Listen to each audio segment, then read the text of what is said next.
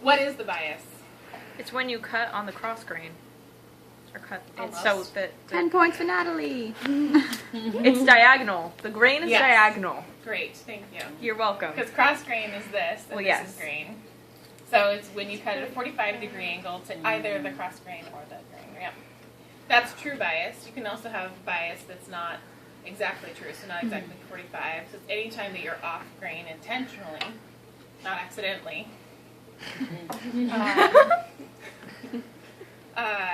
And it's fabulous because when you have it off grain like that, it stretches, right? Which is why we want to make sure we're on grain when we're doing things that need to be on grain. But here, when we do the bias, having it on the bias will allow it to stretch and to drape really beautifully. And this is like the Mount Everest of draping. Like doing bias is like the pinnacle of draping because it's really the best way to do it, because you can really see what's happening with the form, and it really lends itself beautifully to it. So we're going to start with just a bias bodice, which is just a cowl neck, right? With just a straight back. So the back will still be on grain, but the front will have that beautiful bias cowl drape. And then the other one you're going to be doing is one where we do that cowl, but instead of having it over here, we have it as the armhole. So we can really use that cowling anywhere we want on the body to create a beautiful look. You could do it, as a really lovely back. And then we'll also be doing, next week we'll be doing a skirt that has some cowling here on the side, which gives it that fullness. Makes it look like a peg skirt, but a little bit more elegant because it's got that draping aspect to it. So the first thing I'm going to do for my bodice here is I need to take an important measurement. The measurement I'm going to be taking is an inch down from my princess seam here on the shoulder. So I'm going to mark that with a pin so I don't lose it, because I'm going to need to come back to it here in a minute. I'm going to measure from here to my center front right between the bust points. Okay.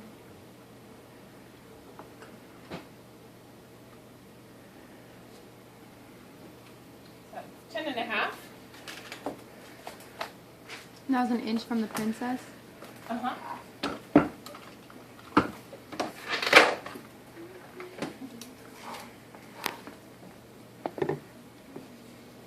And really what this pin is, in this particular case, that just happens to be where we're setting the shoulder of the cowl, but you could choose a point anywhere along here to start your cowl. So if you wanted your cowl to start here, if you wanted to start way out here, you would just choose that point to begin with, then measure from wherever that point is to where you want the cowl to stop. In this case, we're going to have it stop right at the bust line, but maybe it comes lower and you have a filler in here, or like she wears a camisole, right, and you have a long cowl, or maybe it's a shorter cowl, so you would just mark where the end of that is.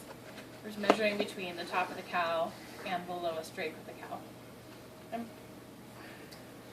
And then what I'm going to do is I have my fabric here, and it's folded on the bias. So what I've done is I just pulled my cross grain and my grain together so they're matching along the sides.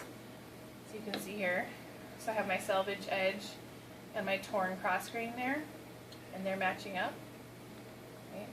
Just like origami, right? So we're starting there. And so this is my bias right here along the side. And what I need to do is I need to find the point at which, when I measure from this bias line, I'm going to have this amount plus 2 inches. So 10.5 plus 2, that's 12.5.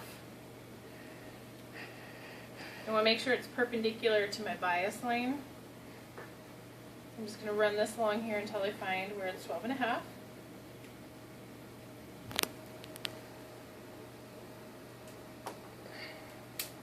There we go.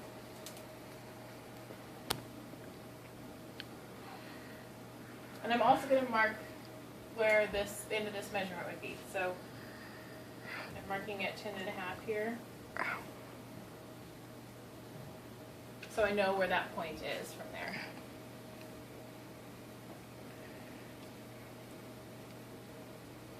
And then I'm going to measure from that line, I'm going to measure down 15 inches and then across again.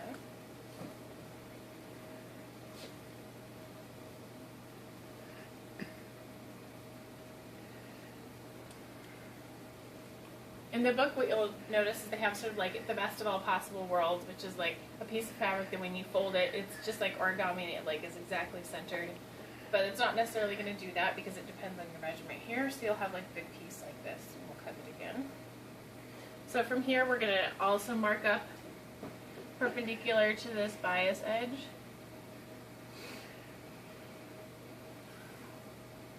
And again, I want to mark that measurement, that distance.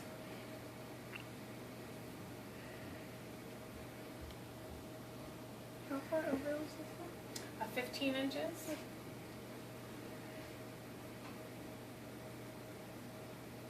So another 15 inches? No. Oh, no. No, Okay. she was just clarifying. Okay. And then what I'm going to do here is I'm going to cut along this line. Obviously, I'm not going to be able to tear because now it's going to be on the bias, right? Can't tear that, so I'm going to cut along this line here.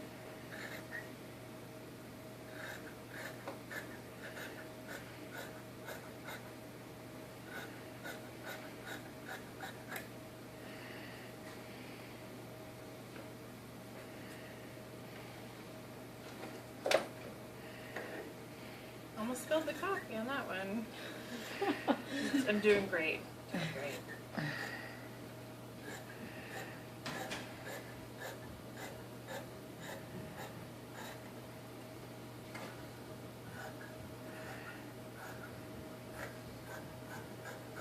I could keep cutting like this, but this way I'll save just a little bit of fabric. So. Yeah, I was confused.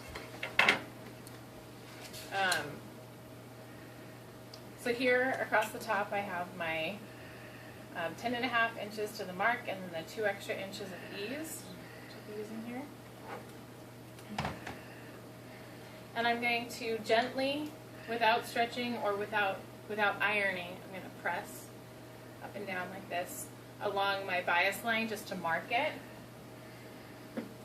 But I want to make sure that I'm not ironing because then it'll stretch, right? Because it stretches so easily. But I need to mark where that bias line is. So just give it a little press.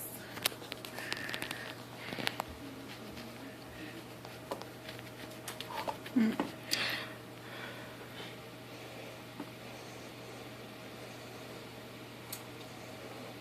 it doesn't have to be super great, just enough that when I open it up like this, I can see very clearly where my bias line is. It's exactly 45 degrees. Okay, so now what I'm going to do is I'm going to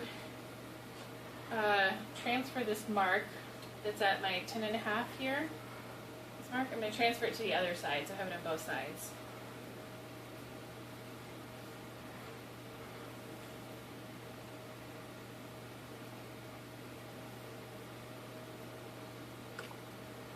What this does is tell me where I'm going to find these points on the shoulder.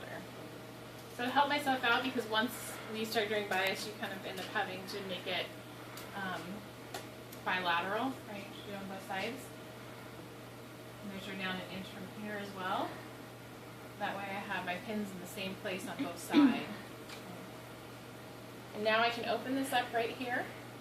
And where these 2 marks are, I'm going to pin those here. Mm.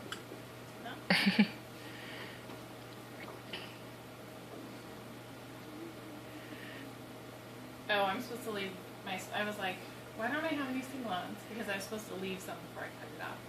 So follow the instructions in the book. Leave yourself some seam allowance so it's not on the raw edge. Okay, great. I'm so sorry, guys. Today is just exciting. So exciting. What we're going to do is we're going to maybe pretend like there's some there. That's the best thing. So you just mean that like you wouldn't pin it right on the edge, you would pin it like a ½ inch down or something? Yeah, Or like you fold. wouldn't cut right on that line. You would create a little bit of space there. Would you fold it over like we have been Yeah. doing? You're supposed to leave yourself 1.5 inches. Okay. Which I did not. And yeah, you would just fold it at those, but you don't need to like fold it and press it. You're just folding it over at that point and putting it here. Oh, And the okay, I rest see. will sort of fall under. Right. Right. So what'll happen here is you have your bias line here in the center. Right?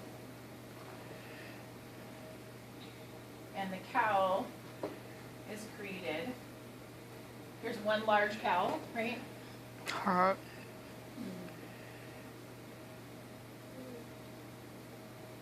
Mm. 2 cowls. So the fabric is just kind of doing the work for you. There are variations of this where you can actually tweak this here on the shoulder. So you're creating even more cowls, or like more specific cowls. Sort of giving this where it fades away like that. The other thing is, obviously, if I were doing this out of something like, say, a chiffon, this would drape a little bit differently, right? Or like a really nice loose jersey. It's going to fall a lot more, so I'll have less standing out away from the body, more falling in. So when you're using bias, it's important to think about what material you're going to be using, what fabric you're using, because that will determine how soft those drapes are. So for instance, like Evelyn on your research pictures for your shirt, using that jersey, it'll all fall together into those beautiful lines that you love. Whereas if you did it out of something like this, this is what you would get, and that's not what you're going for, right? So it's important to think about that, but you might want something that's really architectural like this, very beautiful, especially like on a back piece. It's really lovely when it's architectural like that. And then once we have our cowl in place, and we like the way it's falling, just kind of arrange it with our hands here. Then what we're going to do is we're going to just smooth along here. You can already see how nice that is. It's just smoothing right along the edges. It's really lovely. And then we'll just mark everything, and that'll be the front of our bodice. No darts. Yes. Nothing. I like that. My new Right? favorite. Right? Isn't bias the best? It's so awesome. It just falls so beautifully. Like, I barely did anything. I didn't pull on this. I didn't have to, like, do my fingernail thing. It's just fell yes. so beautiful. Right? So I saved Evelyn some heartache. Does anyone else hate that sound? Like, ugh, I like it. makes me cringe. Ugh. Yeah, I'm not bothered by it. Makes me happy. Chacos, teach their own taste. Right. I think we can only be friends because we're so different. Yeah, I know, right? So we'll just find our waistline here. We can smooth it over a little bit more if we want to, like to really get this down. We can pull it, but I'm going to leave it with a little bit of ease here because I like how this is falling, especially because this fabric is a little bit stiffer. I'm going to listen to the fabric. The fabric wants to have some more ease in it and be really more architectural, so I'm going to say, great, we'll do fabric. If I was using something, again, that was softer, I could more easily, it would just sort of fall into those curves really beautifully and very easily. Fabric is the boss. It doesn't know what it wants to do.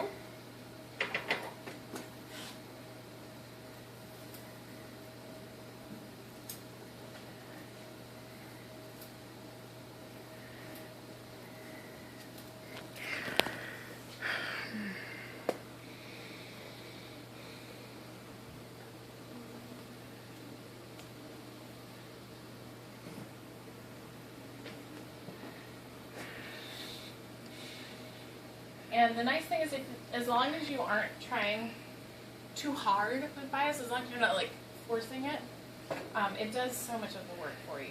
So pretty. And, like, so what we would do at this point is A we'll little mark back knees. along the rest of the shoulder seam here. So we're still going to have an arm's eye. We're not going to add ease. We don't need ease with the bias because it's going to have ease in it naturally because this will stretch with the body. Right, which is what's so great about bias also is that you, when you do the bias dress, you can flip that on and off over the head and it still is body conscious, which is another thing that I love about bias. make something very simple. It's body conscious naturally without closures. So great. So we're just going to cut this right here.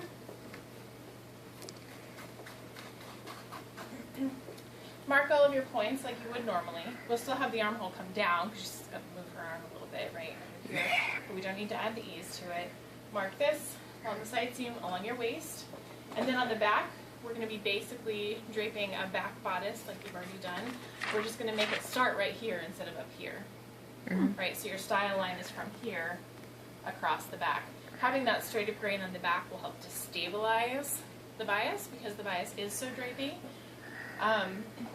One thing that you should never do, although that's how I made my reception dress, is have a bias, like a cowl in the front and a cowl in the back. Why is that? Because Why it'll just fall forward or fall backwards. Like there's no stability, so it'll either like go all the way like this or all the way, and then your Yeah. things will come out. And even more, Things will come out. yes, things will come out. Even more, Or it'll just it'll fall off the shoulders, right? Because it's got nothing to hold it onto the body. So it'll come off the shoulders or fall forward, fall back. So you want to provide stabilization. So in this particular example, what you're going to do is just drape on the grain here on the back, and that'll provide stabilization between here and here that'll hold the garment in the back so that the cowl can work on its own in the front. The exception to that rule would be, if you did the cowl in the front and the back, you really wanted that, then you would need something like either a strap or you could put like chain or jewels or whatever, something across, either here or here, to hold it onto the body. Because as we move our arms, things fall off, right? Bra straps, right? So, so those are some of the basic rules of bias, but so great. It's my favorite. I'll take a picture of you. Go back. Thanks. That's so shiny. So we are doing the back as well. You're doing the back as No? well. Just a regular. Oh, the case must be. Yep, just a regular back. You can see it in the book, but it's exactly what we've already done. You don't need to have a dart on the shoulder because you're starting so far down. But we will have a dart in the back. You will have a dart in the back, Okay. yes, because you're still on grains. You'll have this dart.